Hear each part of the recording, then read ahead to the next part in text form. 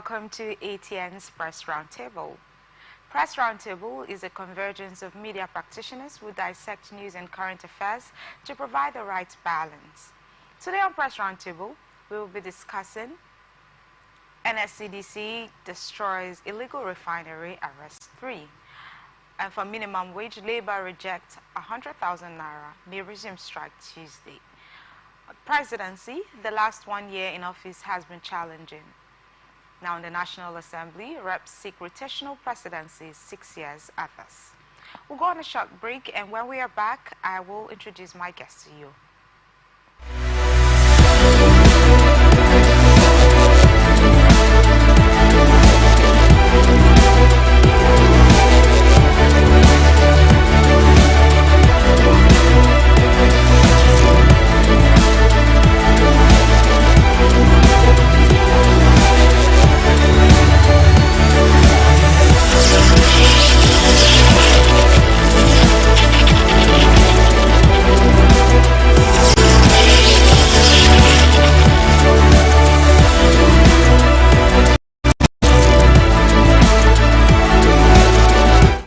From the line across the ocean to the land beyond the mountains, through the Sahara, we bring on-spot news, live analysis, expert discussions on trending stories in politics, business, socio-economy, sports, and documentaries. So catch all the updates on the happenings around the globe. Stay focused on the fact today. Only on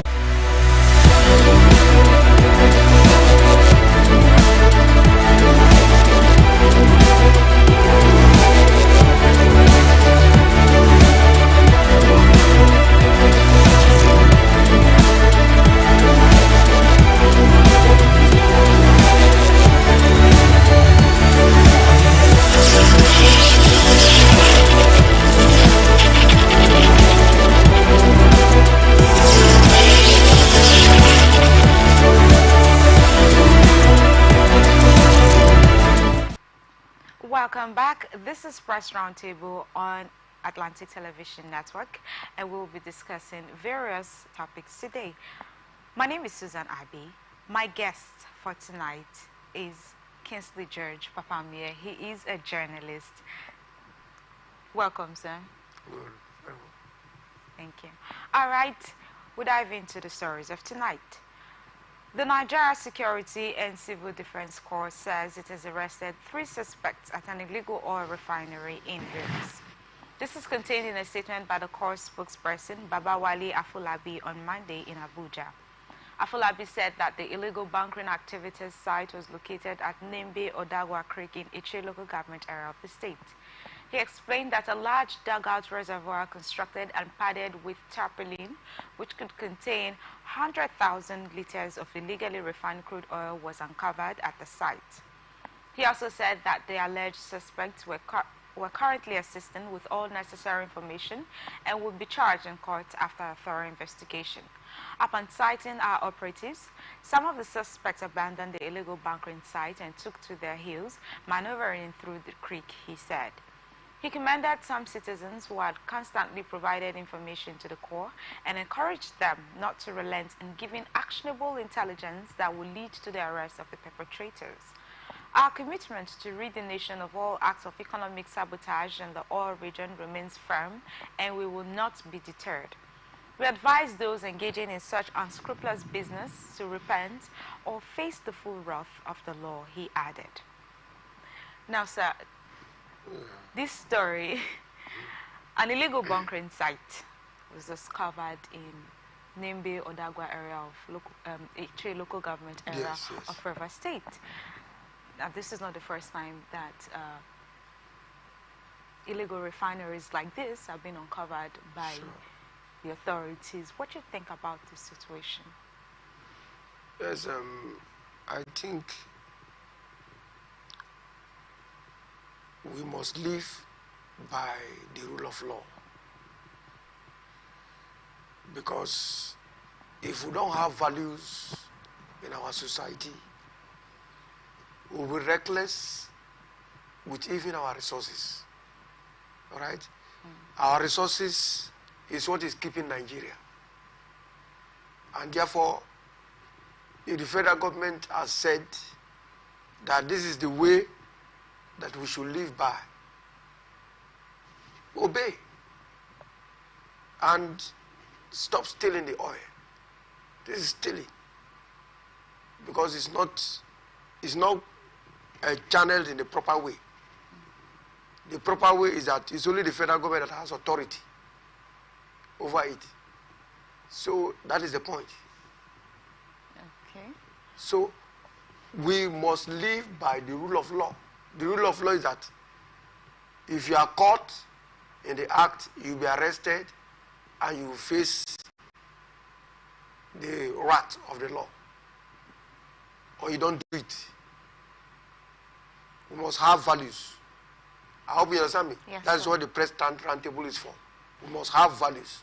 Our values is that what the federal government has said must be respected. Everybody must live by the tenets of the law so that there will be orderliness. All right? This is what is keeping Nigeria. So we cannot allow anybody to tamper with it. You can do another business to survive. You can leave the oil for them. All right? This is what they are using to keep the country. So we cannot allow our resources to be plundered. Neither. Instead, we should be thinking of how to make Nigeria great than asking Nigeria to make us great. That's the point. That's the volume. So that's how we are supposed to conduct ourselves. Not by going to, take what does not belong to us and then putting the country in so much jeopardy. And then we transfer the blame to the president. Meanwhile, we are part of the people that are killing the economy. This process, if we leave it to everyone, survive with it. I hope you understand what I'm saying. Yes. So that's the risk. So it has been taking a lot of lives. It has been putting so many families in danger and in sorrow, which you and me don't know, because of the effects. All right? The hazard there, the hazard in it, because of the local form of production. It's a local form of production. It has killed the atmosphere. People breathing so much of the gases that are not supposed to inhale. And when they go home, you see them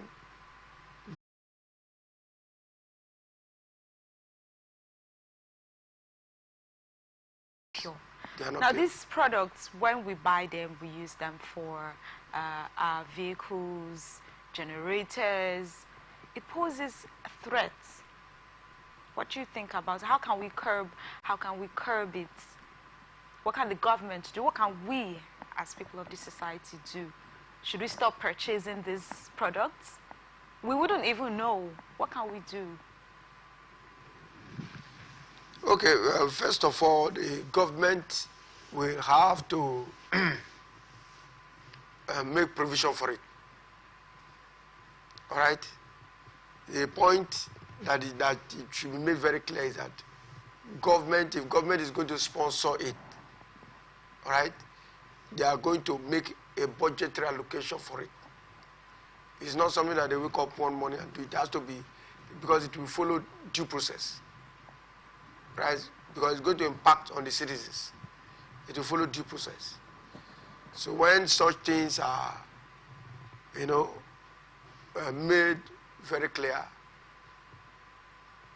it will deter people from going into such dangerous things. This is too dangerous for life. Explosions, a lot of, the hazard is much. People need to think of their life more than what they want to get. I hope you understand. Yes. That is why some even do not know that it affects their spiritual life. I hope you understand. That is the dead point you are going. Dead point. Nothing can stop it, because anything can happen to you.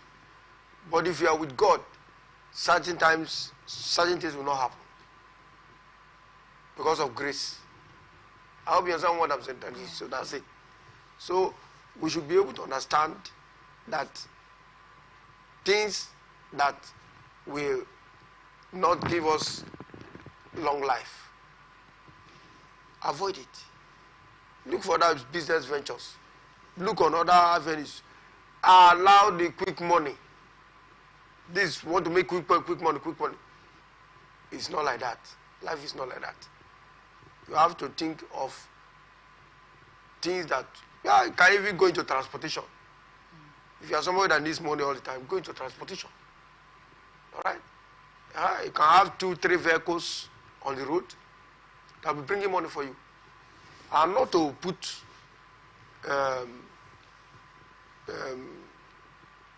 gaseous, poisonous, hazardous materials, into your life. All right. So you mentioned budget allocation. Yes. Now, if the government brings these people together, try to educate them more, put them through the right process or educational process for this, do you think it will be good for the community? Yes. Yes. It will be. That is very, very key area. I mean, when it comes to corporate social responsibility. All right, building the community. Yes, I mean, making them, feel that their welfare, yes, I mean, is part of the responsibility of the people that are. So if people are there, should be happy. Is that not true? Sure. So they should benefit. Let the communities benefit, so that they will not be thinking of going to steal. They will be thinking and knowing that, yes, that company that is existing in that environment, you know what I mean, we can benefit from it because it's part of the privilege, all right, that we get. So the community should be empowered. They should train them and give them, skills to enable them have a livelihood. Because if there is sustainable livelihood, all right, people will not go into such dangerous activity. That's the truth of the matter. I think so. All right. On to our next story. The organized labor has vowed to reject any 62,000 naira or 100,000 naira minimum wage proposal for Nigerian workers by the federal government. Speaking in an interview on Channels Television on Monday, the Assistant General Secretary of the Nigeria Labour Congress NLC, Chris Oyeka, described such a proposal as a starvation wage. Oyeka insisted that Labour would accept the latest government offer of 62,000 naira, saying that its latest demand as the living wage for an average Nigerian worker remains 250,000 naira. He said, "Our position is very clear. We have never considered accepting 62,000 naira or any other wage that we know is below what we know can take Nigerian workers home. We will not negotiate a starvation wage. We have never contemplated 100,000 naira, let alone 62,000 naira.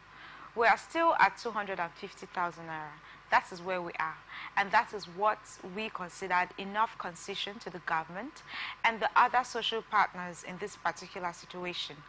We are not just driven by frivolities, but the realities of the marketplace, realities of things we buy every day, a bag of rice, yam, gari, and all of that." Oyeka said the 1-week grace period given to the federal government to review its proposal last Tuesday, June 4th, 2024, would expire by midnight on Tuesday, June 11th, 2024. He said organized labor would meet to decide on the resumption of the nationwide industrial action if the federal government and National Assembly fail to act on workers' demands by tomorrow. So let's look at this situation. Now, do you think the demands of labor union is realistic? Now they are saying 250,000 naira from the initial amount of 494,000 naira. Do you think it is realistic? First of all, what we need to understand is that when negotiation processes take place, there is always a place for dialogue. Obviously, Yes. there's always a place for dialogue. That place of dialogue is a place and the calamities that are happening. You know what I mean? In families, which government has, you know, or could not be able to defend on their own because it's an unforeseen circumstances beyond certain conditions led to it.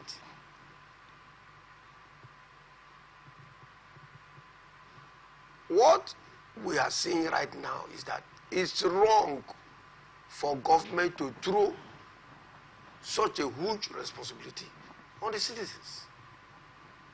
If I were government, I would have said that they should cut the allowances. You know what I mean? The federal lawmakers, the state lawmakers, all the officers should cut the allowances and help to subsidize the situation of Nigerians. Because the market forces in the demand and supply is not at equilibrium at all. Whereas it ought to be at what? Equilibrium. If it's not at equilibrium, then there are problems in the marketplace. All right? All right? I cannot earn less and spend more. Then what will happen? More trouble in the house. So that is where Nigerians are looking at it. If not for God, at this time of the economy, it's too hard for people. So government, if the government want this process to have a normal, to come back to its normal equilibrium, I still propose government for this blue economy that this present government wants to diversify on. I hail President Tinubu. This blue economy is a diversification of the economy. I hope you understand. From oil, I like it. If you can pursue this blue economy very well, it will open up the ocean route. You know what I mean? The maritime areas will be boosted. You know what I mean? And more, you know, shipping business will come into the country. But where they are doing that, I think that now to help the Dangote refinery. And I hope you understand me. The blue economy will help you. Dangote refinery. Some another private refineries that will come up later. But what we are saying is that since he has diversified to the blue economy, he should pursue that focus. You know what I mean? In a way that it will bring other business, you know what I mean, ventures into the country. And whatever is this administration is building on smaller countries, coastal countries. Then also, if you look at what is going on, labor should be able to downsize their demand, or let it downsize it, and look at how it will be comfortable for us. Because what if we take more of what government can bring, is going to increase taxes. And the effort that you are putting into what you are struggling for would have been channeled into other things. Because we cannot, because of one minimum wage negotiation, scatter this country or put this country in misery. No. What do you call it? Agricultural production, even at the rural areas. Support. State, local government, you know, put money to, you know, agriculture everywhere. Set up things to make sure that people are planting, and that should be a focus for the government. You channel money or funds of the government into projects that will keep the economy sustainable. They are building the economy very well. So if that one is there, there will be no need for minimum wage. Yes. Because everybody will be thinking of how to give innovations and make the economy grow. And not the one that minimum wage now, you know, I'm a civil servant. If I do more on this, dragging on this issue, is going to, but the tax, because more tax will come to collect back the money. So the better you make the arrangement, I say let it be fixed on this tax rate. Even at this minimum wage, tax rate should be fixed at, it should not exceed this one. How do you understand me? Yeah. It should go with the minimum wage act to be signed. The tax, because if you don't control the tax, if they just give you all the things that they will collect all of them, I'm telling you, you can't play with them now. They will bring their policy. This is an act, isn't it? But they will bring the policy to collect back the money. So labor should have that calculation and understand that they're dealing with government. I hope you understand. Yeah. And so that is it. So that is what I can say about it. The two parties, the negotiation round table, we should give the final solution to this minimum wage problem and let Nigeria look at things that will and allow the president to focus. Because this minimum wage, we don't understand what government is doing. This minimum wage matter should end once and for all and let government fix it and pay the people what they deserve. Because dragging it like this, it is killing the economy and giving the nation a bad name. If it's 100,000 naira, 100,000 naira. Stop. The 100,000 naira is okay for now. Let's allow our economy to grow. Let us allow our economy to, whatever that is the outcome or the overflow. You understand me? Let it be something that we have sacrificed for the country. But if it is 100,000 naira, pay the minimum wage 100,000 naira. Finish. And then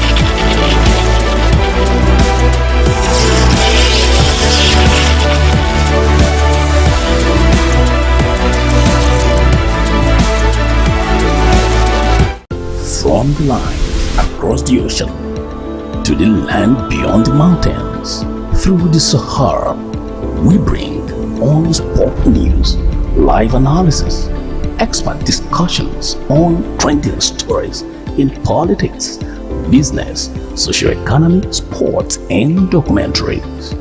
So catch all the updates on the happenings around the globe. Stay focused on the fact today. Only on ATN.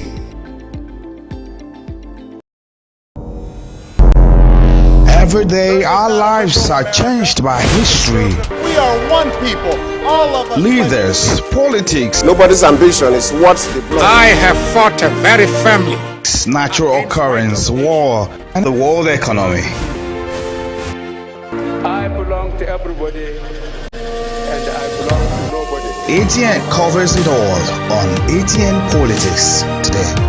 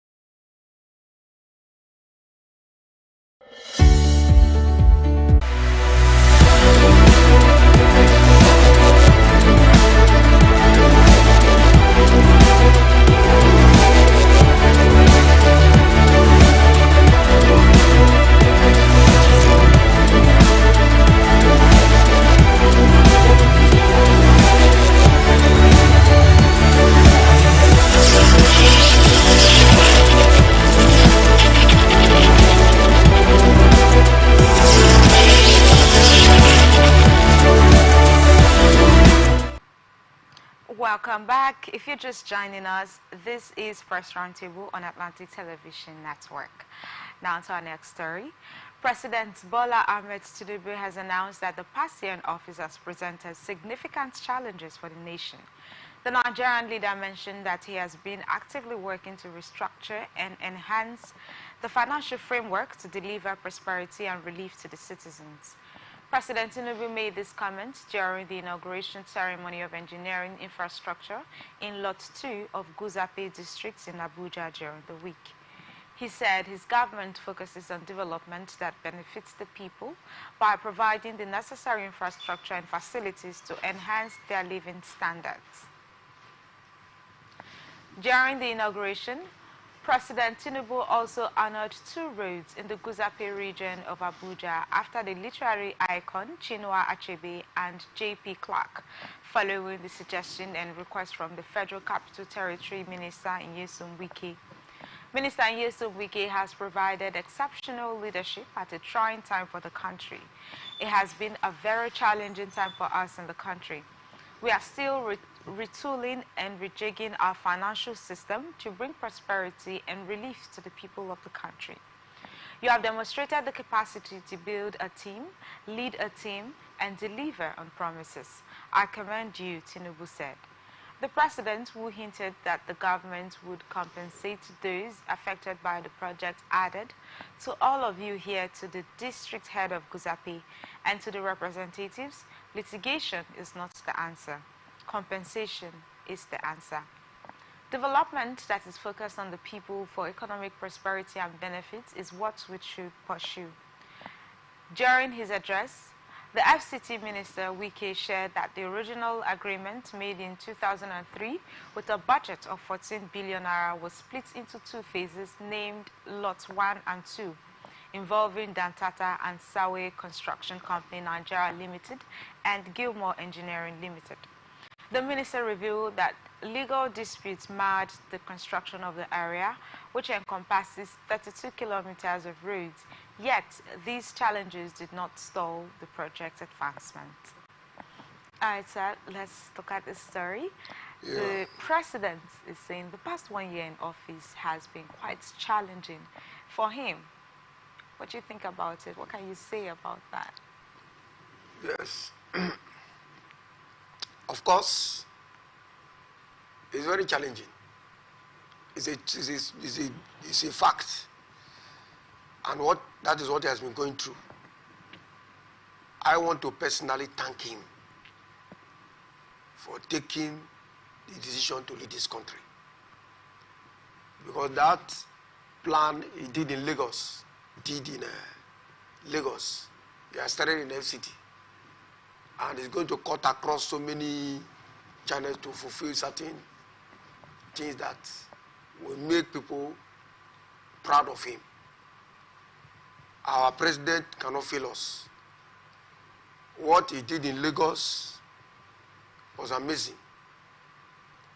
And we know that since he became the president, he has seen so many things that, he has seen so many things that this country is passing through. So many challenges. That's what the statement is saying. So many challenges that this country is passing through. You have seen it.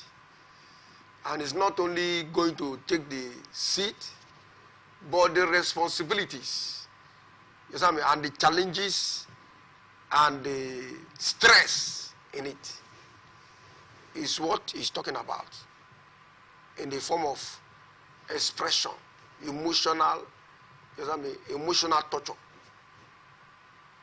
of what this country is going through. So we Nigerians too should sympathize with him. If it is easy, I know he will do it, just to satisfy Nigerians. But if he has come out to say this is what he's passing through, we should sympathize with him. But want to let him know that this is what the people need. The people need government support, especially in what will sustain them. That is governance. Right? That is governance. Because governance is all about the people participating in what you are doing. I hope you understand what I mean. So, if you are to participate in what you are doing, you must have to take their welfare as a priority. There are presidents that take over a country, and their priority is the welfare of the people. That is their priority. And that priority is to ensure that sustainability plans are put in place. Government should think more on sustainability of the economy and put certain things to order. So, our president will sympathize with you. I want to encourage you to say, keep to what you are doing and make Nigeria proud of you. Make Nigeria proud of you. You are climbing a ladder. The ladder, you have started climbing it, and you know it's like a mountain. All right? You do everything with what? With stress to what you want. Because you are both the president of this country, and you are also the president of the chairman of, what do you call it? ECOWAS. Yes. So that is it. So because of that, we want to say that you are taking double responsibility, both in Nigeria and Africa. So we sympathize with you. Try your best possible. God will make you to succeed. Amen. Yes. All right, on to the last story for tonight. 35 members of the House of Representatives have proposed a bill for an act demanding a constitutional alteration to provide for the rotation of executive powers among the 6 geopolitical zones. This, according to them, is to ensure equal representation and reduce the desperation and tempo of agitation for the creation of states. The lawmakers, led by Rep. Ikenga Ugochinyere, PDP Imo, made the call while addressing a news conference at the National Assembly in Abuja on Monday. He said that the lawmakers were also seeking the amendment of Section 3 of the Constitution to promote use of local government funds. All right, so this bill is pushing for recognition of Section 3 of the Constitution for geopolitical zones. Yes. And also to have 2 vice presidents. Yes, and also that the leadership, the position of the president should be rotated within these geopolitical zones. Yes. 6 years each. Yes. For a tenure. Yes. What do you think about this move? Do you think this move is a good move? Well, I would ordinarily say is a Nigeria dream come true. Wow. It's a Nigeria dream. Why did you say that? Yes, because you must know, we must know that change is a constant thing. Change. If this one is not working, what can we do for this one to work? So that me now, if I'm coming for 6 years, you understand me? There's no grammar there. I hope you understand me. I must make sure that within these 6 years, this is what I want to achieve. And I do it well because I don't have another opportunity. Full stop. That's it. This is the way that we should be acting. And not somebody will come and stay 4 years. After 4 years, money that we spend for election materials and everything, how much? 500 billion. The last election, not the rerun. So the rerun, that one is another supplementary budget. I'm talking about the last general election. 5 of Nigerians had so many. Let everybody participate. Let everybody be part of the leadership process. You should not be one person when you go there, you stay there for as long as you want to stay. That thing should be cancelled there. 6 years, as you finish, you go. Another person. We are too many now. Let the thing go round. Everybody, as it's going, I don't know whether it will be my turn tomorrow. So it's just like that. So that me too, I'll be part of the system. And not that at all I don't have I have the privilege. So the privilege and the right should be given to everybody. If the person can vote, that person too can be voted for. That's what the law says. So it's not for one person alone. If I vote, then me too, I should be voted for. If I have the interest to do it. So that's the point. So the single tenor, I adopt it. I look at it from my own opinion that is very good for this country economically and security-wise, so that politicians don't do that do or die any longer. Do or die. No longer. It's no more there again. You just go there, you come out, and then another person goes. I don't use that one as the place that you want to die. No. It's not life, it's not that way. So anything that as you enter into office, you not go there and sleep. Because you know as you are going. So you must walk in a way that, whatever thing that is giving you, people will have to see it. Constitutive projects and others. People must have to see it and feel the impact that you are there sometime. And not for the one that you go there and think that you can loot and run. No. It's not done that way. So that's it. So the rotational presidency is accepted, and there's the single tenor is accepted, because if there's rotational presidency, as I said before, everything should go round. All right? Because we are one Nigeria. Yeah. If we are one Nigeria, give the people what they want politically. Because they have a voice, they have a say, and they must. Because we are talking about governance. Politics is gone. Governance. Governance, the people too must participate. And government must listen to them. All right? So this one they adopted is good. Rotational presidency, yes. Single tenor, yes. And even, what do you call it, 2 vice presidents of the yes. So that it will help the presidency a lot to coordinate. I think it would be better, yes. Yes. All right. Thank you very much for that insightful contribution. This is where we wrap it up for tonight. It's been a pleasure having you on the show, sir. Sure. All right. Stay connected on ATN socials. Follow and like our page on Twitter, Atlantic TV Net, Facebook and YouTube, Atlantic Television Network, Instagram and TikTok, Atlantic TV Network 1. Also watch us live on our website, atlanticnetwork.tv, on our app, ATN Live, on YouTube and Facebook. ATN Press Roundtable will provide the right narration